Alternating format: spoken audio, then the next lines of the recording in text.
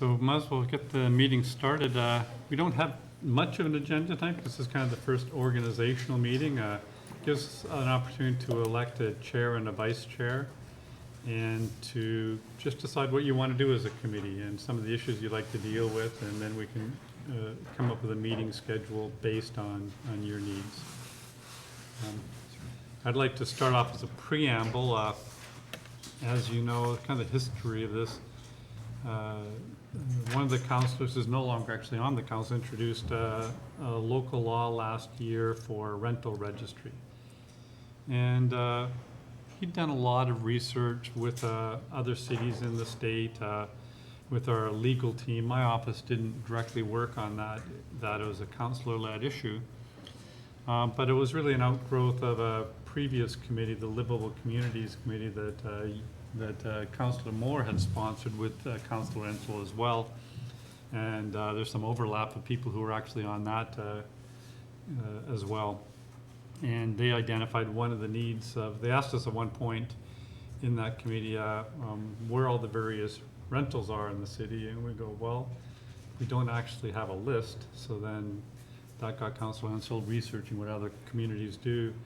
And it seemed like a good idea to create some sort of rental registry and then to go from there.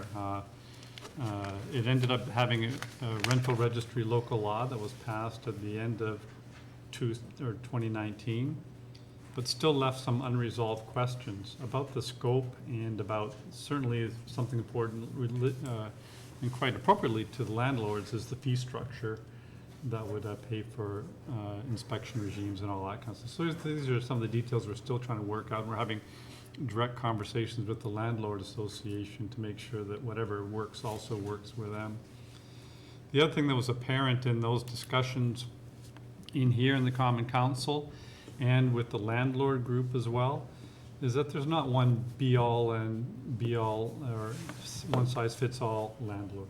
I've been knocking on doors myself recently, and there's some excellent landlords in the city and then some buildings that we probably should be inspecting with greater frequency. We want to be able to discern which are the good landlords and which are the landlords that need additional inspections and that sort of stuff, and make sure we come up with a set of policies to follow that local law that recognizes that. So I felt that by assembling a group that has representation of the various entities that from the landlord side or from people who are living in housing, we can have a better idea of some of the things that really need to be brought to our attention and included in these various discussions. So I've invited representatives, for instance, from the various landlord groups, from the tenant groups, or from people representing blocks of tenants, and from people from livable communities, and then also from the council itself to have this discussion. So that's kind of the agenda of the committee. We really don't have a per se agenda, but to identify some things we can all work on together. And hopefully at the end, we won't be talking about landlords versus tenants, because it's a very important part of our housing component. 2/3 of our housing in the city of Plattsburgh is rental housing, but landlords and tenants working together to ensure that we have good quality housing and at the same time create a climate for landlords to be able to invest in more housing, because we're hoping to someday in the city of Plattsburgh have more of a housing shortage. In other words, we want people to live here, and in our conversations with the landlords, I think they're completely committed to it. They've got some ideas already how we can make things better for them so they can invest more and not be penalized for upkeep and that sort of thing. And we really want this to be kind of a win-win for both groups involved. So the people I tried to assemble have that kind of thinking outside the box kind of mentality, that way of looking at the problem in more fresh and aren't necessarily tied to one idea, but have an open mind for pursuing various things. We also don't really need to reinvent the wheel. We can look at what other communities do that is successful and try to take examples from that as well. And I believe, I can't really speak for the council on this, but I believe that they're intent on trying to figure out better ways to do things that encourage more housing to be created and ensure that everybody's living in as safe housing as they possibly can. So that's kind of my pitch so far. Let's begin with seeing if anybody would be willing to chair and vice chair this august group. Would anybody like to volunteer? Let's begin that way. I don't think the duties are going to be particularly onerous. I would recommend we meet every month or so for maybe the next 3 or 4 months and just see how things go. And then see if there's an agenda of things we can really take on. Or we may conclude that, with a few tweaks, hey, Carol did make it. Thank you. Please come sit up front.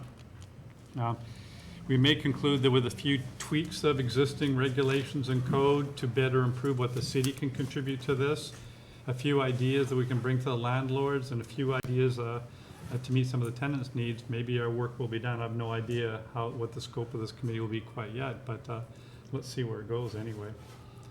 Would it be prudent to have vice chair? Would you? Well, that's terrific. Get the ball rolling. Terrific. All right, I'll do the chair. That's wonderful. Does anybody else like to put their hat in? I was just gonna say it might make sense to have a landlord and a tenant, because that's the name of this committee, be involved, but Certainly, volunteers are great. Emily is a tenant. I'm a tenant. yes, that's wonderful. Yeah. You're a landlord of a hotel. Would Yeah, that but we're come? not in the city, so. But it's not in the city. Carol, would you be interested in, That's okay by me. I'll be glad to be. or Kai? Kai's the other landlord, so. I haven't had too much experience on committees like this, so I think Uh-huh. I'll sit back for a little bit and see kind of how things go in terms of how it plays out, so. Okay. Would it be prudent to ask each individual on this committee why they are interested in being on a committee? Sure. Beyond the chair and the vice chair volunteers, or everybody? I would think everybody. Sure, yeah, you bet. Let's start with Councillor Moore here. Well, I got involved with this, the Livable Community Group, and kind of came out of that. My ward is pretty heavily populated, a lot of college kids, college housing. So anyway, it came a little bit of an offshoot off that, and insofar as we recognize that, gee, we don't even know where our rental units are, and they crop up mysteriously. I'm not talking about everybody's, but, mysteriously throughout the year, and we just don't know where they are. We don't inspect them because We don't know where we they don't are. know where they are. So I guess the key thing I come away with is the registry aspect of it. And then the other aspect is, maintaining these places so that it doesn't detract from other people's home values. And for everybody, a nicer community, you get better rents, things work out much better. I understand, the hurdle of if you fix your outside of your place too much, then your assessment goes up. And it's kind of a catch-22 that not everyone wants to do that. But, and I feel the same way myself. So it's one of the things we need to address, and having a better schedule of inspections. I mean, we kind of, it appears to me right now is haphazard. We need kind of a start at point A and go to point B and back again periodically so that every place is safe. I too have been in a lot of places, and most of them are okay, but some are downright scary. So we need to make sure we don't have another fire where we have a fatality or something like that. So we're just trying to make things better, and I think that's why I got on this, because I really want to see Plattsburgh be all that it can be. So that's my spin. Well, I got on this as an outgrowth with the discussions that we started last December on the registry. We had a meeting one day, and after the meeting, somebody came up to me and said, well, geez, what do you know about rental housing? I got to thinking, I'm getting to be kind of an old guy. I'm 60 years old now, but 35 years ago, I did a PhD thesis on the interplay between rents and rental quality and vacancies, and then did a big study down in New York City, which is obviously a very different rental housing market. So I said, well, geez, I guess I do know a little bit about rental housing, at least from the theoretical side. But that and 25 cents will get me a cup of coffee maybe. But But I've had a long-standing interest in rental housing because it's really important, and it's very important in student cities because there's such a high level of rental housing. One of the comments you made, we know where the good rental housing is because they're the really good landlords who really maintain their places, et cetera, and they work with us. What we don't know is where some of the poorer rental housing is because they're the ones that don't want to come out of the woodwork all of a sudden. Geez, I didn't know that single family home is now housing 10 kids, et cetera. So that's a very good point that you made there, is mostly just identifying where this is and then coming up with an appropriate regimen to be able to go and inspect them. So that's kind of my background and my interest. I just think rental housing is fascinating. Mayor Reed mentioned that 2/3 of the properties in the city are rental properties. I live right in the middle of the center city, and I can assure you it's much more than that. There are very few family homes left. And over the last 50 years, I've seen a desecration of these properties. Landlords make a lot of money, and I certainly wouldn't mind. I wouldn't begrudge them that as long as they would take care of their properties. And there's so many absentee landlords. I mean, they're not even in this, not only not in the city, but they're in other states as well. So I agree that we need more inspections. And hopefully that will come out of this committee and we'll see things improve. Thank you. You're next. Okay, well, I'm Emily Stacy again. I am a student here in the city of Plattsburgh at PSU. I'm also a mother. And over the years, over the last couple of years, I've had a couple of discussions with Mayor Reed about where I live. And I know that some of the complications I've run into about moving from my current location, which I've been there for a while, is how much the rent is in the area, and then finding an apartment that's suitable for the needs of my family. Well, my family has gotten smaller because my oldest son is 20 now, so I don't need as many rooms as I did before. I still really can't afford to live outside of where I live, and there's a lot of problems with my current landlord regarding some issues that are within my apartment that he's not addressing.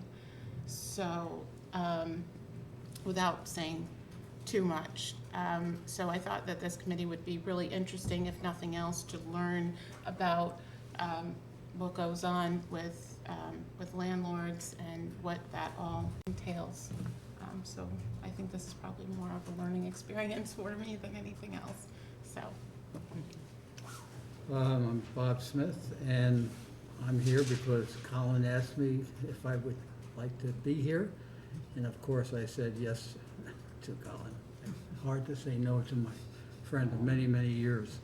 But I think that what Colin was after was a perspective that any particular issue, there are multiple sides to those points, and that our goal sometimes is surprisingly common.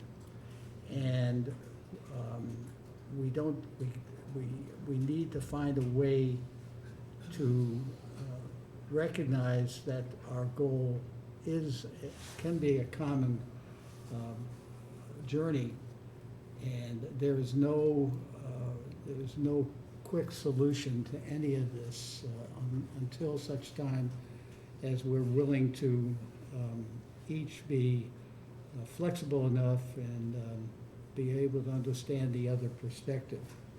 So I think that I also bring to the table operation of a hotel that is now it's over 40 years old. So I have a property that has 126 units that need to be maintained. And I have four-legged animals in my property. I have two-legged animals in my property. And we have the vast majority of the people and animals that stay with us are very well behaved and respectful. But there are others that are not. And that's a fact of life that exists. And those that are not are, who cannot behave according to standards that, as a landlord, as an owner, I can make that standard. But that standard has to be a reasonable standard. And just because someone has his television on too loud is no reason to evict or to but if you have someone who refuses to respect the privacy of others and the rights of peace and quiet, and has a pattern of performance, we DNR them. And that's not do not resuscitate, it is do not rent. Although sometimes you really wish you would not DNR them. But the point I'm trying to make is I can bring to the table some experience to that. But most of all, I think by talking out the problem and identifying what the issues are and understanding that and be willing to compromise for a solution will go a long way to improving our town, our city, our community. Thank you. My name's Kai Ford. I grew up in Plattsburgh. I own rental properties in the city. I also grew up in a small 2-bedroom apartment on the end of Oak Street. So I kind of lived on both sides of this the first 20 years of my life. I went on to begin a career as a builder. Most of the homes I've built are in the city of Plattsburgh. And my wife and I have built new properties, and we also manage rental properties in the city. So I guess my interest and input for this committee would be, representing, first of all, people who own rental properties in the city, but I also do have the experience of growing up in a 1900 vintage 2-bedroom apartment in the city of Plattsburgh, where when the wind blew, my homework would blow off my desk. But I didn't know any better as a kid, and that was home. So I certainly can share that perspective. I'm also a member of the new landlord association in the city of Plattsburgh.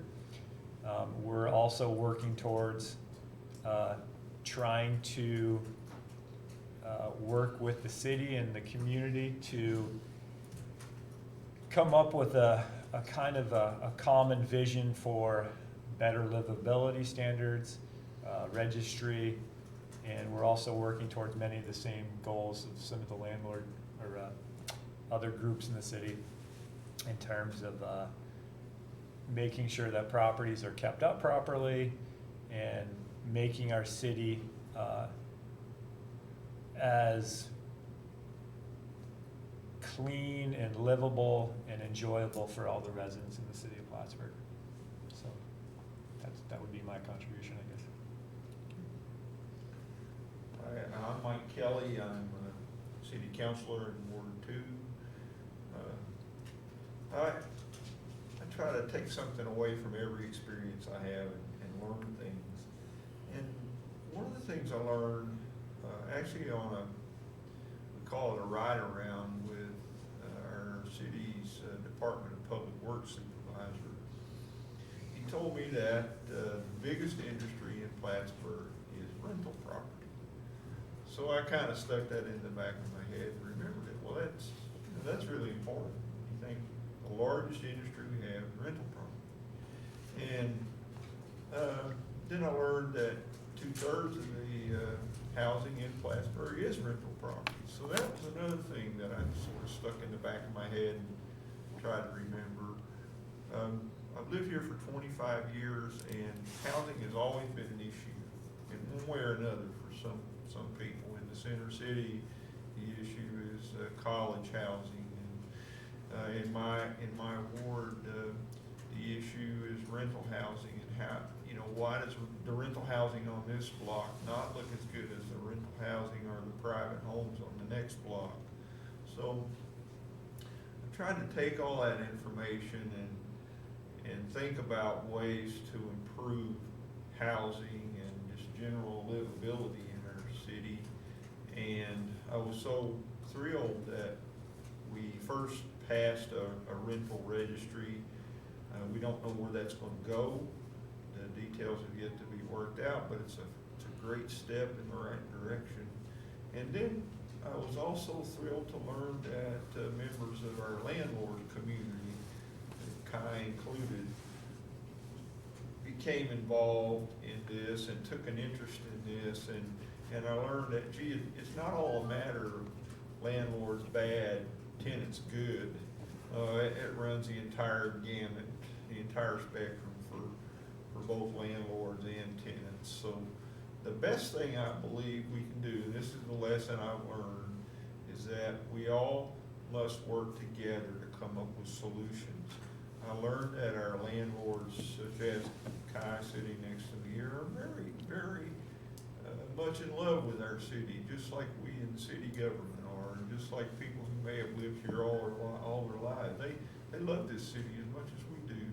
So we have to tap into that energy and that love and work together to make our city as good as it can possibly be. And I think we're on the cusp of some really great things in the downtown. And if we can build a framework for good housing, good rental properties, then that'll help make that transition so much better going forward. My name is Carol Tucker, and other than living in Montreal for 7 years, I've lived here all my life.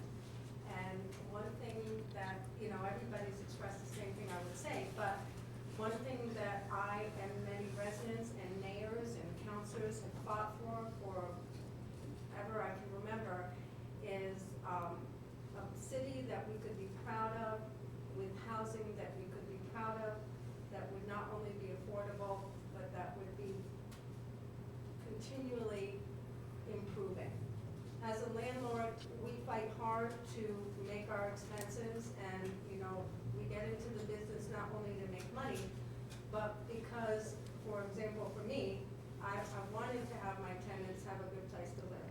I was at my building today, I was at my buildings yesterday, on Saturday, I work 24/7. I feel like I'm a doctor sometimes. I'm on call. I don't turn off my phone. So if something happens, I ask my tenants to contact me, just like I'm sure Kai does. We have a number of landlords in the city that are commendable. They work hard at improving properties, like Kai and I have. We've taken over, I live in a house that's built in the 1900s. When I took the house, when we purchased it, all that was there was a mound of beer bottles in the backyard and walls that you could see through. And we worked hard, I've worked hard to improve the property, not only my rentals. I don't still have a place where my place is finished. I finish my properties first where my tenants live. So I rent to students, I rent to people your age, I rent to all spectrums. I don't treat the people that are by a different profession any differently than I would anybody. And I have high standards for all my tenants, as I do ask them to have for me. What I think we're all trying to work towards is improved quality of life and improved housing stock throughout their city that's not only affordable, but that's maintained. And what I'm concerned about, and in the last weeks or 2 weeks, I've been speaking to Canton, I've been speaking to Cortland, I've been speaking to Oswego, building enforcement officers and zoning. And we have a real nut to crack. We need to make this registry something that is the purpose of improving quality of life, not to check occupancy, but to improve the quality of life and the actual units themselves. And we can do that through building inspections. But we do have a problem in Center City. I've lived there I moved there. It was my choice to move there. Why? I never know now. But I'm there. I'm stuck there, just like Art. We're not going to move probably. So we've always battled. Art will tell you, we were on Neighborhood Watch. We've always battled the blend between different types of people living in the community. That's not the problem. The problem is properties for the sake of making money. And that's what we need to get a handle on. And I think that the way to do that is to have a way to enforce building codes and standards throughout the city. The problem that we're gonna have is that single and family and two-family properties by New York state law are not permitted to be inspected. And many of the properties on Fort Street and Couch Street and Brinkerhoff and Broad have been recently purchased in the last 3 or 4 years by people out of town, parents that feel that it's a cost-effective and a way to make a quick buck to put their sons and daughters that attend SUNY Plattsburgh in the house along with their fellow classmates. And that's what leads to the fire on 72 Brinkerhoff, I think it was, the yellow house on the corner, and the building that's still erected next to me, 15 Couch. And the causes of those fires are not only that the landlords were not there to keep an eye on the property, but that the landlords had no interest in making sure that the building was safe and that it wasn't over-occupied and that there were propane heaters, you know, in the building, et cetera. So I feel that the only way, you know, we don't want to have this turn out to be punishing the good landlords. And I feel, and my fear is that the landlords that aren't like Kai and the other people that want to work with the city to improve quality of life are gonna continue to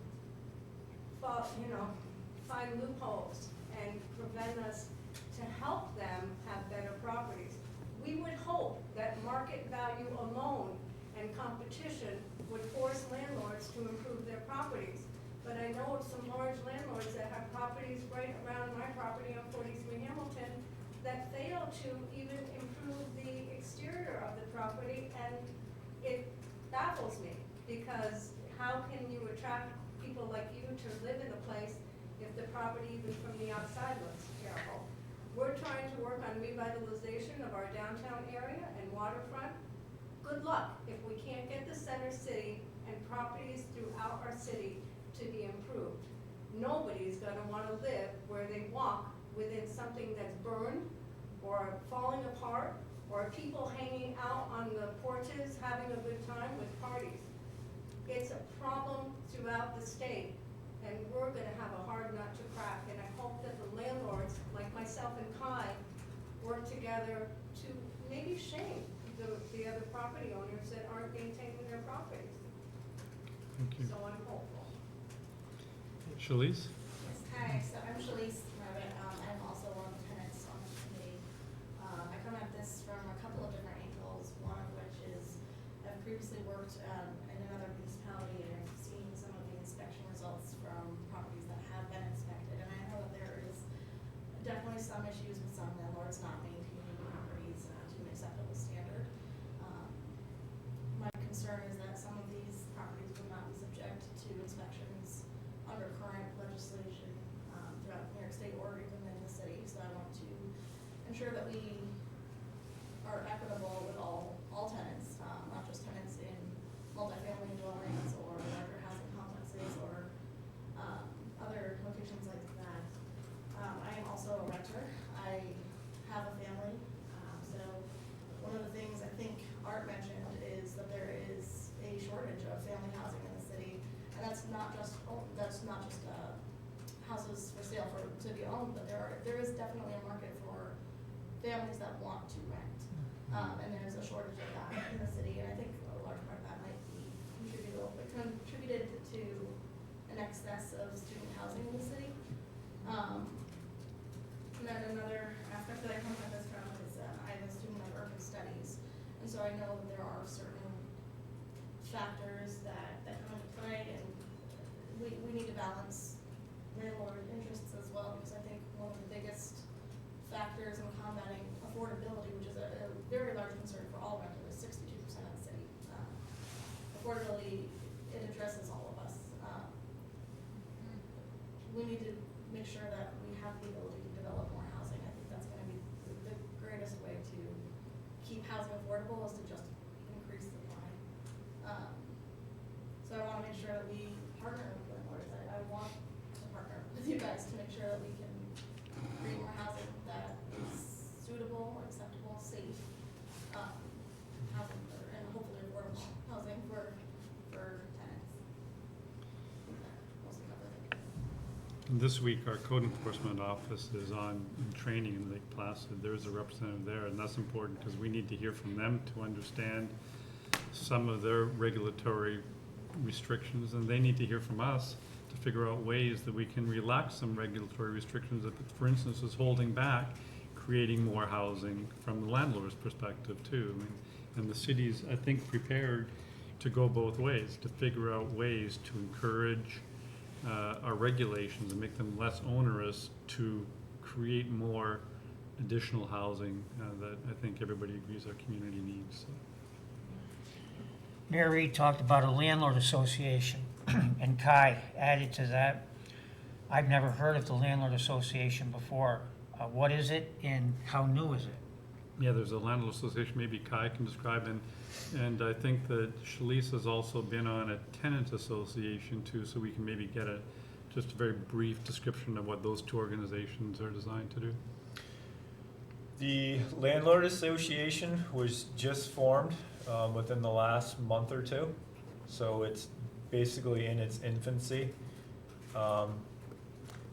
It was formed during the time of the passage of the new landlord law.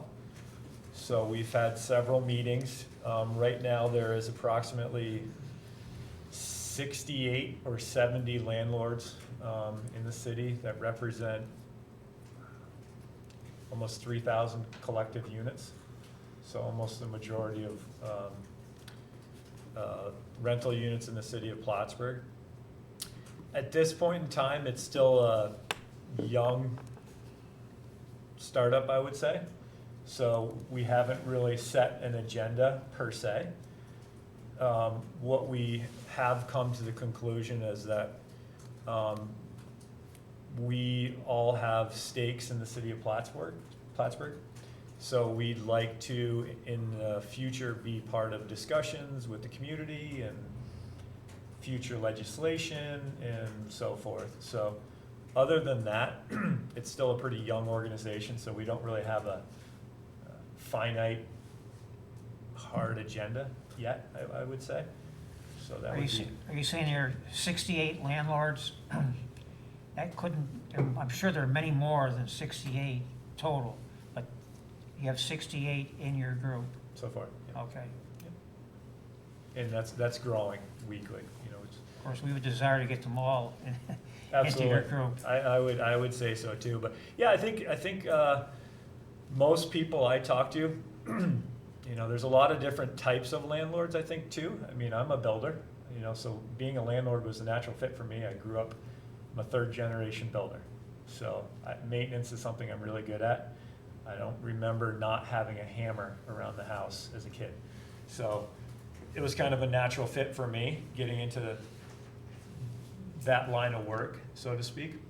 But there's a lot of different types of landlords in the city. I mean, there's certainly some out-of-state investors who have come into our community who own property. There's out-of-state individuals.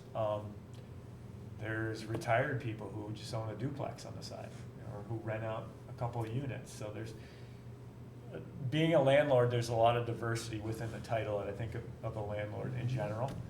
So myself and other landlords I've talked to, I think share a lot of the same goals, and that's making a real livable, nice community. I would have a question, Kai, being a landlord, how do landlords get involved in it, and how did the ones that are involved in it find out about it? Kind of just word of mouth. Yeah. So if I wanted to get involved, We could be in touch. Yeah. Yeah, we haven't advertised. It's just been kind of, hey, do you know this person? Do you know that person? You know, telling friends and so forth. as a landlord and somebody that's lived in a city like you for eons, and because our goals are to improve the city, I would hope that, more landlords not only would get involved, but that we could work in consort with the community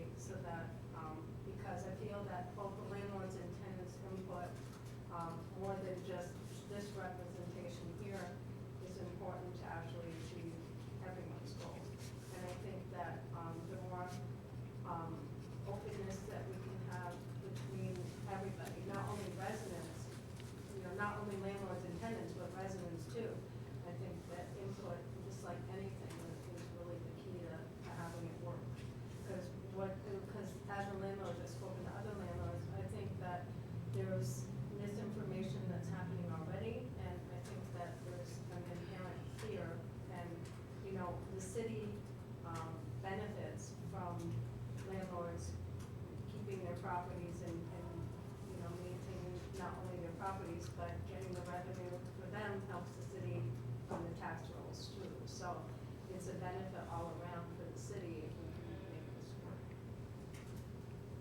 Thank you. And Shalice, you had? Sure. I have been involved with the Plattsburgh Tenant Advocacy Association.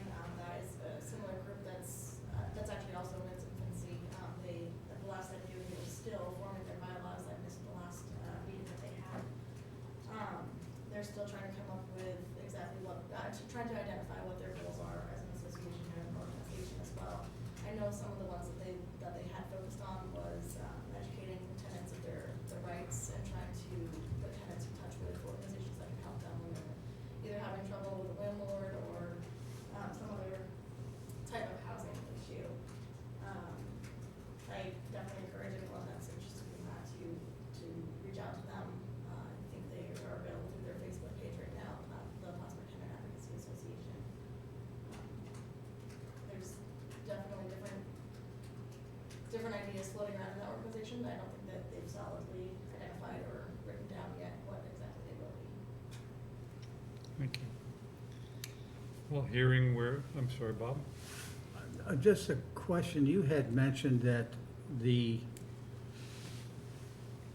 building code enforcement or inspection of single-family and duplex, they're not authorized to do that, is that correct? I think Carol had mentioned that. I spoke to several building code enforcement offices, in Portland and Canton and New York State. I also reached out to Betty Little's office and Lily Jones Assemblyman, because I think that we need to work on improved legislation. As it stands now for New York State, as far as I understand, single family and two-family homes are not permitted to be inspected. The purpose is three-family or 3 units or more. And I think the original intent, and I can't speak to this, and that's why it's helpful to have the building inspector, Jim Welch, present at our meeting. And I think the purpose of it originally, just like we're all saying, is for health and safety. And so the idea or the concept originally was that single-family homes and two-family, like my own, I live in the unit. So the idea would be that if the owner is living in the unit, then it's more likely that it's going to be safe and well-maintained and less likely to need fire building code inspections. I could be wrong on that because I'm making an assumption. Was part of the new legislation, sorry to interrupt, wasn't the definition of a rental unit, did that include duplexes? You guys know offhand? I believe it was 5 or more unrelated individuals. So that would qualify as a single-family home, like say a college rental house. If it was 5 or more. They would be subject to inspection then. If they have more than 4 unrelated individuals. So that, So in I that, have in that 5 case, related individuals, my housing unit would not qualify. you have what? I have 5 related individuals. Oh, in my related, household, okay. So we would not qualify for The inspection. problem is that the code that we're trying to rein in properties that are, we won't say over-occupied, but that the intended use are single-family homes or two-family homes with 3, 4, 5 bedrooms, whatever, especially the historic homes that are being, bought up and then degraded, to make sure that the quality of life and that the number of people living there are not more than the number of bedrooms that are permitted to be occupied. The problem in speaking to other cities that have been having this rental permit on their books for 2 or 3 more years is that you cannot take them to court. So how do you legally find out that there's more than, and the way to do this is, our real property has assessment rolls, and they have identified in the assessment for property descriptions the number of bedrooms in each property. Some of the properties are not identified by number of bedrooms, just total number of rooms. You're still gonna have a problem, because if it's a single family, or if it's a two-family, you have to prove that that there's non-blood, more than 3, 4, whatever the code, I don't remember off the top of my head, are living in the unit. respect. The way that I was hoping that we could maybe work on this is that if that single family or two family, if we know through the sale, that it's sold to somebody and that we actually have tenants that sign documents that say that there's this many people living there, but they're never gonna do that, because you can envision if there's students living there and their friends there, they're not going to wanna rat on each other. So these building inspectors have had problems taking them to court. They Carol? see, We actually have, I know Emily has to Yeah. leave in just a couple of Okay. minutes, and I think we're getting beyond what we're trying to accomplish right at the moment is Okay. electing our chair and vice chair, and then we can start having that more of a freewheeling discussion. Is there anybody else who would like to vie for the position of chair or vice chair? I would, So we got a chair nominee and a vice chair nominee. I need a second. Okay. A second. First and second by Bob and Shalice. Let's do a roll call. Couple Yes. more? Mary Reed, yes? Yes. Yes. Yes, Kai? Yes, I'm here. Yes. yes, yes. Okay, it's unanimous, so if you need to go I quickly do. do your exam. I'm sorry, I please. have an exam at 5 o'clock, so. Good luck. Yeah, thanks. Just, I guess, email me when, the next meeting will be. Sure. So, Do that. okay. Thank you. And does this time work typically okay for you, except when you have an exam? Yes, except I just have to leave by 5:45, because my professor will be very upset if I come in late. Yeah, I'm hoping we wouldn't have to meet that long. Yeah, I think 3:45 would work better for me, so this way Okay. I will. Great, thank you for coming. Okay, I'll go this way, it's fine. Oh, We'll okay. try to Very good, make thank this a little you. bit less tight For next time 25 too. cents, I'll take your test for you. Oh, do you think you can pass it? It's criminal procedure. What do you think? I might be able to do that. You may take it on a whirl? I know how to cut up, yeah. Thank you. Thank you, bye-bye. Bye. Thanks. So the next item is, I think, where Carol's going. What are some of the things that you'd like to take on as a committee, and maybe put out 2 or 3 topics of discussion for our next meeting? Bob? it sounds to me as if registry is one of the key points of making sure that we can register things. And I am totally not knowledgeable about this, but on a registry, why can't any non-owner occupied building be considered as as one that needs to be registered? I think that's how it's worded. Any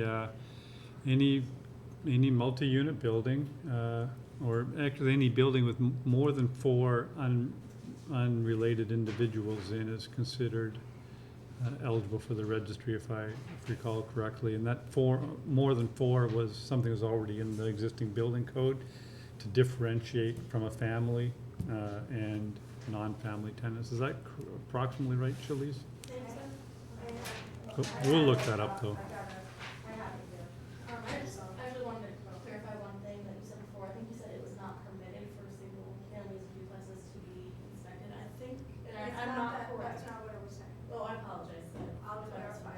The point is that single family and two family, according to New York State legislation, the building inspector cannot ask to inspect the property unless the owner gives him permission. Now, they have worked their magic in getting in, but Cortland and Oswego and Canton have been battling this for years. Canton itself knows 4 properties, and they have witnesses, they have proof, and they've been unsuccessful. The problem with the registry is that they've signed in front of a notary that there is only X number of people, because they know how many people are permitted to live in that house, and they've lied. And they have not been successful in taking them to court, because the judge is not going to, because they're not, it's a single family home. So that's why I asked Mike Kelly if we could have, the building inspector and head of zoning for Canton is it Canton? I think it's Canton, Cortland, has offered to do Skype conference, to Great. explain what the problems that they've had in trying to get the registry implemented and to enforce and to rein in the properties that are single family and two family primarily that are we won't say over-occupied, that are having problems with garbage, and that's the point that they've all made, that we need to rein in the properties that have problems with garbage and trash and quality of life. That if we try to enforce the over-occupancy issue, and that's the premise of our inspections, we're not gonna be able to win in court. And so, I've done a lot of research in the last couple weeks, but I think it's important to have a couple representatives from a similar college type of community that are fighting this battle for the last 2 or 3 years, to speak to us via Skype or whatever other method you want. There's several cities that have offered to give their input, and I think that we also need to work with our legislative and assemblymen to get the legislation changed, because without legal means, we're not going to be able to enforce this. And we have all the intentions in the world to make this happen with penalties, and my idea was to have a rubric with building inspection codes, that we go in and we have penalties, and to that method, we can see if they're over-occupied. I got news for you.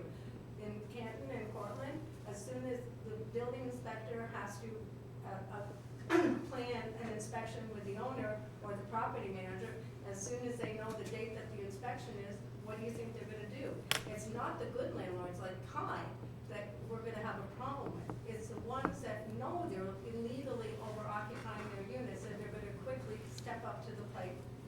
That's what we're gonna have a problem with. Okay, so sounds like one thing we'd like to understand better as a committee is the current legal framework for inspections, and consult perhaps with a couple of jurisdictions that have done this before us. Does that sound like something that's worthwhile doing? Absolutely. Okay, we'll get that together.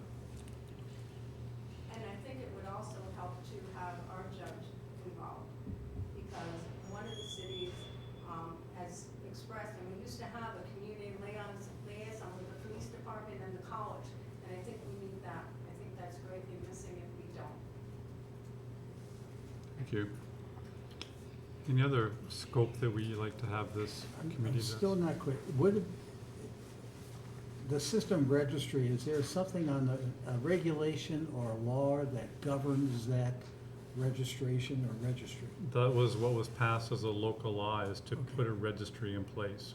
It didn't But define. it did define what the registry would encompass. It did, yeah. Oh, it did. It did, yeah. But we haven't put it in place yet, because we're still trying to work out the best way to create that registry. Right now, I think it's framed in the local law that the landlords have responsibility to self-report if they're a landlord. Yes, and notarize it. And we want to try to make that as easy as possible for the landlords to do it, because if it's difficult for them to register, they're gonna be less inclined to register, and then we're not gonna be able to know where these properties are to figure out what to do with them. So we're trying to figure out now the process to put that in place, administer that. If we could use a registry as a quality of life. I've heard this more and more from various building inspector and zoning code officers. If we treat all rental properties, and we'll have to deal with the single family and two family in another way, and I have an idea about that. But that all rental properties, because we can go through real property under assessment and what they're coded. So 418s are coded rooming houses, so we can pull those in, and we can say, and it would be the purpose, we're trying to improve the quality of life. So we go in, the building inspector goes in with an actual rubric, checklist of smoke detectors and other things, so that we're addressing the quality of life. If he happens to be there and he notices that something's, a room size that shouldn't be as a bedroom, he can identify that. But I also encourage landlords that this would be a method for them to update the assessment. In other words, even with my properties, there's improvements that are not noted, and although it does increase our taxes, when we go to sell the property, we're not getting fair market value if it doesn't have all the improvements. So that's something, again, that we could do as a positive. I would probably speak to this as part of the labor. I think part of the success with the registry would be to have some teeth behind the law, everybody has to register. If you don't, there'd be a fine. Right, I think that the So, fine, I that mean, wasn't I think- defined, but I think that's in the And if law. someone's willing to get fined and go to jail, I mean, That's what's they're gonna get happening. fined and go to jail. So Mhm. I think you're gonna find pretty good compliance with people. If they break the law, they're gonna get fined. I mean, that's a pretty good set I of, spoke to the other building inspector offices about this, and it's up to $1,000 New York State law that we can fine people, and they fine them, and the big landlords just pay the bill. They laugh. They'll sign it, they'll notarize it, and they'll lie, and that's the cost of doing business. And I do hope that this would be a deterrent, and we're a small enough community, maybe word will get out to encourage. I mean, what Art and I are hoping for is that these single-family homes like 5114 North Catherine get sold to a couple or somebody that's gonna keep it a home and not rent it for college housing. Mr. Moore looked at that home when he came to Plattsburgh, didn't you? Yeah. 5114. Anyway, that's the uphill battle that we have. We can do the But registry. I must say that I think that putting some teeth into the law and finding people and taking a position will have an effect. Mhm. And I think that if we want perfect compliance, and we're not gonna get that. And, No, but just, you know, if you just start finding people who do not comply, are not making a good faith effort, there is pressure that is put on them, more than just the dollar fine. The problem is not only the compliance, so it's not only the registry that the landlord, let's say I have a 3-unit and I know that only 9 people can live there. And I sign the form that says I know only 9 people are living here, but really there's 12 people, and I've notarized it. How are you gonna prove? That's what the problem is. How are you gonna prove? I think that more are maybe living we're here? speaking in hypotheticals at this point in time. I'm not, I wish I was. I mean, I'm sure you have that experience speaking with those other communities, but I think we gotta hope that legislation that we passed is gonna have some type of an effect. That's why I So- encourage the committee to speak to other zoning, building and code enforcement officers, because we're trying to do what they're in the trenches trying to enforce now. And that's why I think before we start down the road, I think it's important to find out what problems they've, experienced and how we can avoid those. I think what we're gonna find, and I hope it's not the case, and I hope that guilt and penalties will do it alone, but I think every good landlord, the ones that are not over-occupying, and the ones that are maintaining their properties, and the ones that are gonna notarize a document and actually be a truthful document, are not the ones that we're gonna have the problems with.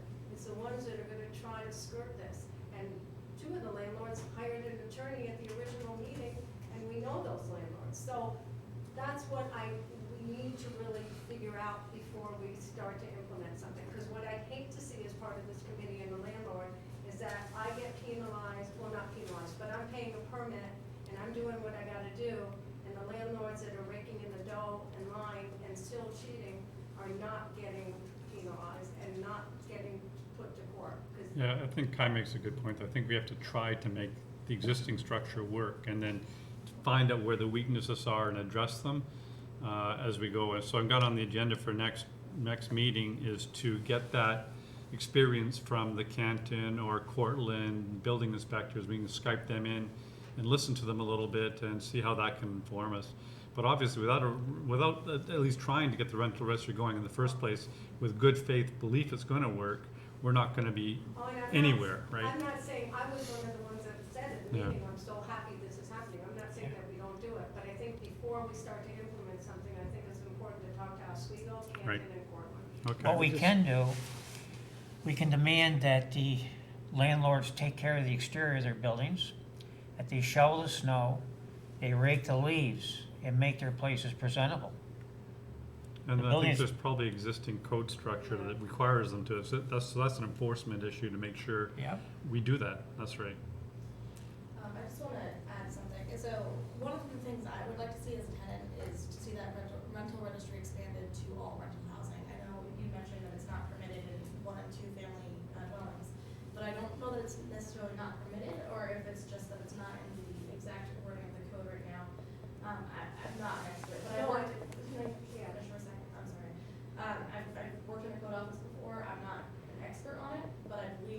says that the inspections are designed for housing units that are multi-family housing at 3 or units or 4 or more. I can't recall exactly the exact number right now. I don't think that it necessarily explicitly excludes 1 or 2 family housing. It's just not designed to be included. I think there's an option as a city for us to expand that in the rental registry to the 1 and 2 family, to single family homes and duplexes. I think there's a large amount of tenants out there that are not in multifamily dwellings or what we would say a college student housing situation that are also deserving of the same inspections, and we might have absentee landlords that the city might need to get in touch with as well. I think you misunderstood. I'm a proponent of including all rental properties. I think we're on the same page. Okay. Okay. What I'm saying is that one way that I thought of, and I spoke to a couple code enforcement, is that if we can somehow change some of the assessment codes for the single family and duplexes that we know are rooming houses, we can get that, if we have to go to court, enforced. But I think all rental properties should be included, because the key is identifying those single family homes that are actually renting it out. I think our goal needs to be, at least from my perspective right now, I don't want to see perfect be the preventer of any progress to be made. And I think the registry, and getting that down, and getting it defined, and ensuring that there's some accountability in the form of fines, whatever law prescribes, is an important part of that. And it's going to take years and decades to make it perfect. But I think it's absolutely key that we do something to that effect. Good. We're not going to make it perfect out of this box. It's just not Councilor going to Kelly? happen. One of the things the local law did was set a framework for inspections and also, hints at penalties for non-compliance, but none of that has really been worked out, and I would like to see this committee work on those issues and establish some recommendations for the building inspector's office. Okay. Broad agreement on treating that as an issue? Sure.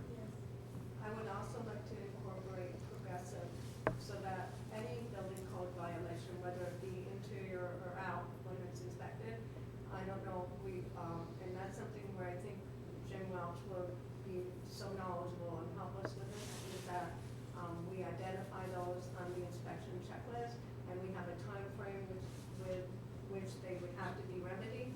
And for smoke detectors, that could be immediate, but we have to have a rubric of how long things should take to actually get rectified.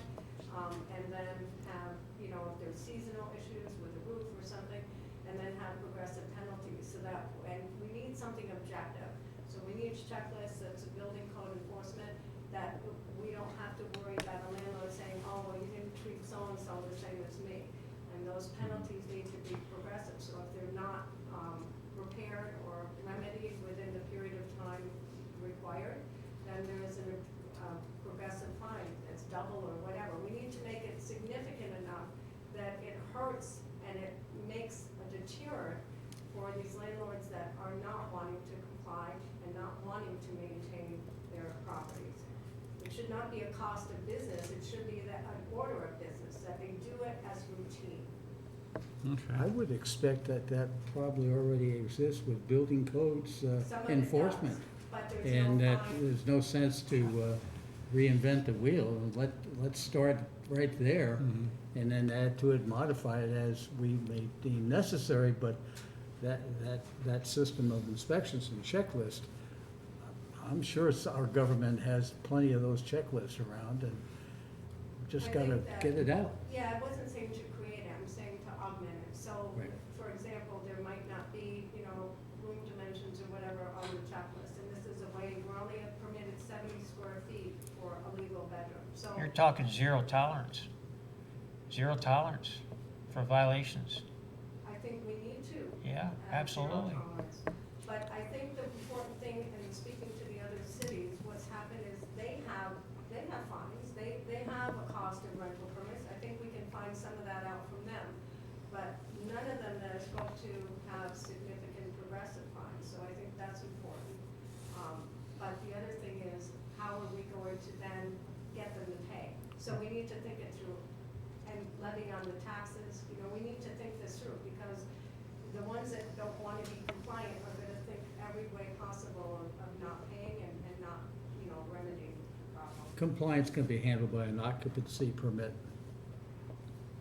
It's, I think it's important to get the other. I mean, occupancy permits can be revoked on, But on you have- commercial property. I think that, yeah, and we discussed that with the landlord group as well. That's one of the last approaches you would want to use, because then you actually end up hurting the tenants Yeah, as I well, mean, but, Right. No, there's- but it but has to be the part of the point, if you got toolbox. someone that's not playing ball, Yeah, But this is that's what you have to also- do. I think you can talk to legal counsel, I think that's something that you have to go to court as well. so how about if Right. for, We so in need this, to- That should be, we should have. I think that. a lot of those are actually already in place in the city in Yeah. terms of penalties. I mean, we've been dealing with this as a community for 40, 50 years. I'm sure there's been, I mean, fining of, it's attached to the tax bill. I mean, I think there's already standards probably in place. I don't, I Joe think would that- definitely know those. I mean, he deals with Well, that's people why I every think day. Jim- I mean, in terms of fining and enforcing those fines and taking the people to court. so how about if we get our legal counsel in with the building inspector next meeting to describe to us how all that works and their Well, they- experience with it? Maybe they could actually print out what are the building, what they actually have as building code, interior and exterior enforcement, and what the fines are, and what is the time limit to actually remedy the situation, and what are the progressive fines for non-compliance. Okay, so we have 3 pretty big items for next meeting.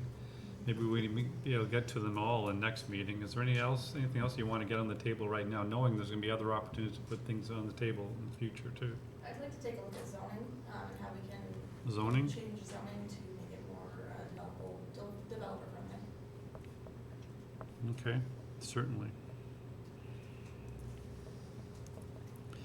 Is there, and we've got a couple of landlords in here, is there a sense that there's a lot of work to be done to make our community more developer friendly, to create these additional units?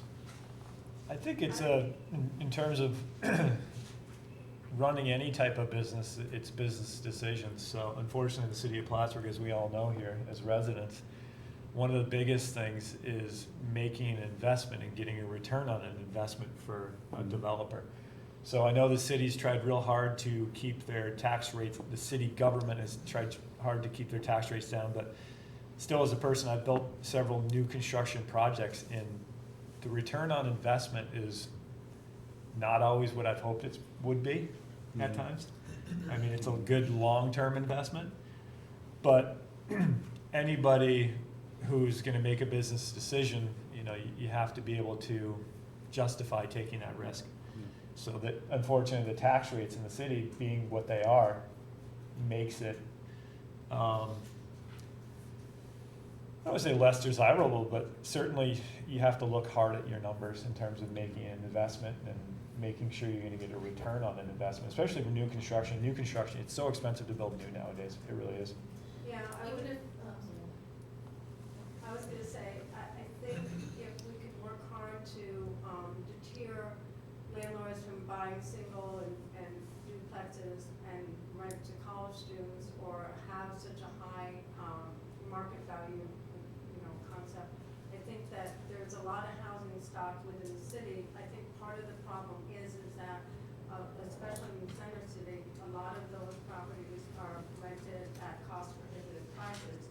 And I think that if we can make this work, I think that will free up, I think what I'm hoping we'll find, I'm sure Art feels the same way living in Center City, is that it will be,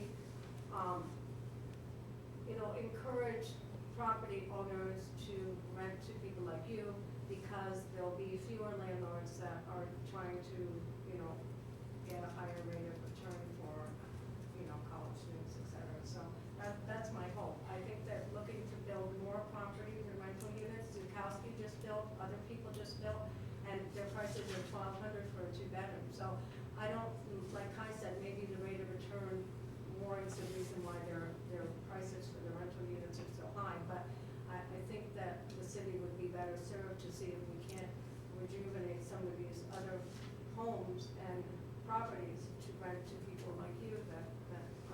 Renovating isn't cheap either. Nope, That can be even worse than new construction. especially on the age of the building. Yeah. You gotta- got that so can many be- unknowns, it's sometimes better to Tear it down. tear it down and Start new. pay the remediation fees associated with the tear down. I mean, some of the other zoning solutions that we could, you know, Yeah, that goes explore, south possibly eliminating the only one primary structure on a lot type thing, Mhm. so that people can maybe build a garage or an in-law suite type apartment on their same parcel, or convert their house.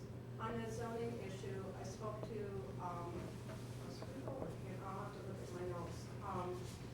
And they done, in April of 2019, they actually created a zoning overlay for the areas surrounding the college especially. And that was to make it, to preserve these single family and two families.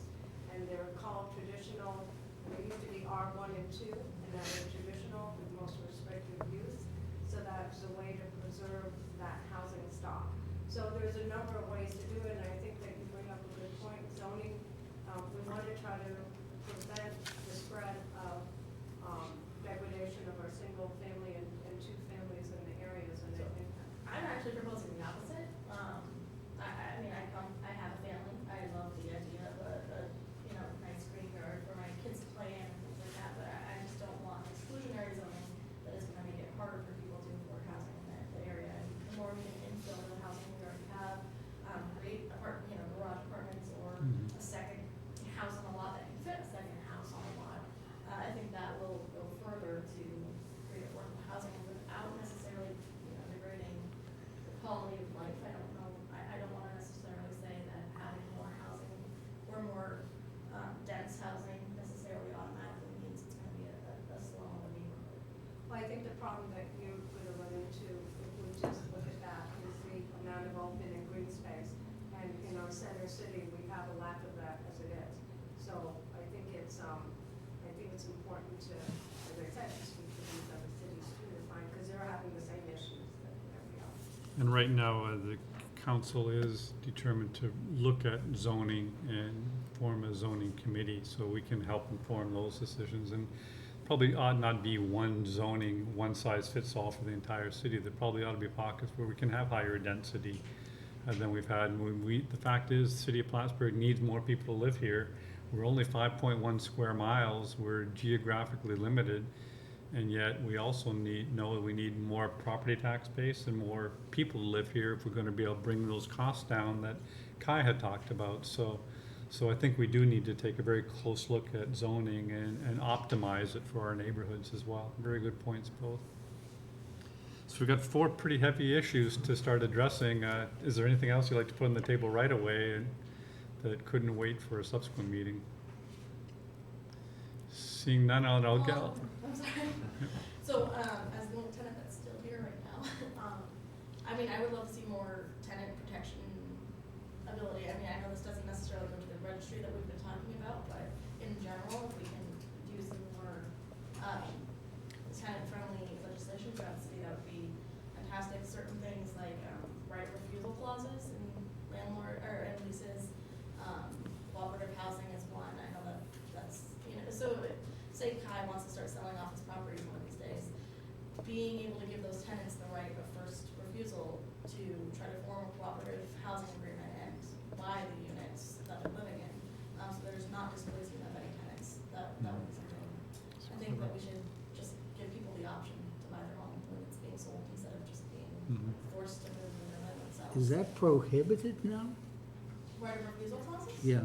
No, actually, there's a push in the New York State Assembly and Senate right now to try to create some of those, to expand that type of legislation. I just think that, I mean, that's entirely an option as it exists today. So I don't have anything against it. I just, I don't know if we mandate it is something that is good either. And I would not be in favor of a mandation. I mean, it wouldn't necessarily force the landlord to automatically sell to the tenant. Right. It would, create them to, it would more encourage them to engage in a good faith effort to negotiate with the tenant to sell to the tenant. If the tenant can't afford to buy Right. the house, I just want to make sure we understand. Not always. Not always, but I think a lot of times landlords that have the tenants want to see them stay in the property, so Yeah. I know that. And I think that's even a bigger topic, of there's additional pathways to home ownership that we could explore. I mean, I've always liked the idea that you see in western communities, little tiny home neighborhoods. People want to downsize now, and people want more affordability now. And our zoning was really designed like for 100 years ago, and it probably needs to be revised to modern day standards and give more options for co-ops and all that kind of stuff too. So let's put that in the hopper as well.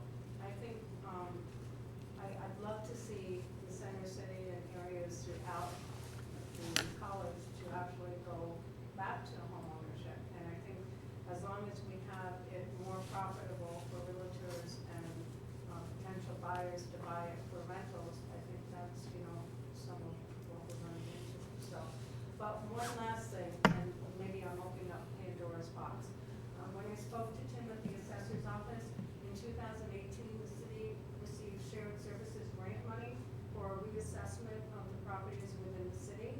And I think that I don't know what happened to the shared services grant money, but I understand that 2/3 of the properties throughout the city could be appraised and reassessed. And I think that would be helping our cause, because the bottom line is that gives the city an actual up-to-date, right-away look at what the interior and exterior of every property is. And most of I would say the majority of our properties in the city are not up-to-date through the real property assessment role. So, as you know, the city no longer does its assessment. That's a county responsibility. We would hope that every assessment is accurate, and he is looking in a systematic way to make sure they're all accurate. I think he started off with residential, and he'll then look at commercial, and we'll probably have some outside assistance on that too if he can't. But I think we all want to be ensured that that our properties are all 100% value, properly attributed value to. But with the 2018 shared service grant money, we would be able to achieve most of our goal. So I asked the mayor where the money is. Well, we don't do assessment, so this is a county responsibility now. We can work with the county for them to do that. Right, but the money was granted anyways. I've not heard about that grant before, by the way, so this must be some, I've not heard about the grant you're referring to. Well, maybe the mayor could speak to Tim at the assessor's office. Yeah, because right, apparently- I have, yeah, and I'm trying to get more information from him. So I'll look into that too. Because he's been apprised that there was grant money put Mhm. aside for this purpose, Mhm. under a shared services grant. So that would help the citywide cause of getting a better assessment of all our property in the housing stock. Okay. Well, it's a lot on our plate. Do you want to add anything more? We probably won't be able to get to all these topics next month, given that we've got 6 topics to consider at this point. But how about if I certainly start off with getting some expertise from other jurisdictions that have done this right off the bat? This is the first Monday of the month. Would the first Monday of each month at this time, or as Emily suggested a little bit earlier, 3:45, would that work for people? That's fine with me. I asked that you speak to Jim Welch, of the building inspector. Well, he'll be able to come. Yeah, he just couldn't come today because they're doing seminars in Lake Placid. What is that date for next month, first Monday? I don't know, somebody have a calendar? That's the 6th in April. April 6th? Yeah. I'm gonna be in Florida. You're welcome to Skype in if you want to do that. Probably not. Would you like us to meet without you, or would you like us to find another time? Would it be possible to meet again at the end of this month? This is early in the month, this is the 2nd today. Yeah, Jim has said that he would be willing to meet in March. Oh, I'm sure. Would you like to do 1 week earlier instead? March 30th. Maybe do the last Monday of each month? Sure. This room is in use by the planning board on the 4th Monday of every month, but this month does have 5, so this month it's available on the 5th Monday. We could also meet next door too, although it might be a problem for you though, because you work for the planning board as well. If we start at 3:45, what time does the planning board start? 6, pre-meetings at 5. So we'll see if we can try and wrap our meeting up into 1 hour and 45 minutes. So how if we try the last Monday of each month, just so everybody can easily remember that? So we're now March 20th? Yeah, will that And work? March 30th? March, March 30th. March 30th at 3:45. And if you have a conflict, look at your calendar. If you have a conflict, get back to me. We can always do a doodle from there. But I want to make sure it works for everybody as best it can. Cool. Well, then I guess if there's no other items you want to take on today, do I have a motion to adjourn? So Motion moved. to adjourn. Moved by Art and second by Bob, was it? Yep. Roll call. Mayor Reed, yes. Councillor Kelly. Yes. Councillor Moore. Yes. And Kai Ford. Yes. Carol Klepper. Shalice Marbut. Emily Stacy's adjourned or gone. Bob Smith Yes. and Art de Grandpré. I just changed my, no, I'm just kidding. Yeah. Yes. Well, thank you very much. This is far more productive meeting I thought we were gonna have for our very first organizational meeting, but I'll let you know the things I can put together for next, based on this list. Thanks Very for good. coming and thank you for your commitment. Very good. Want to chat for a minute? Are you gonna walk home? Yeah, sure. What hotel do you live in? Jeff, you come by boat?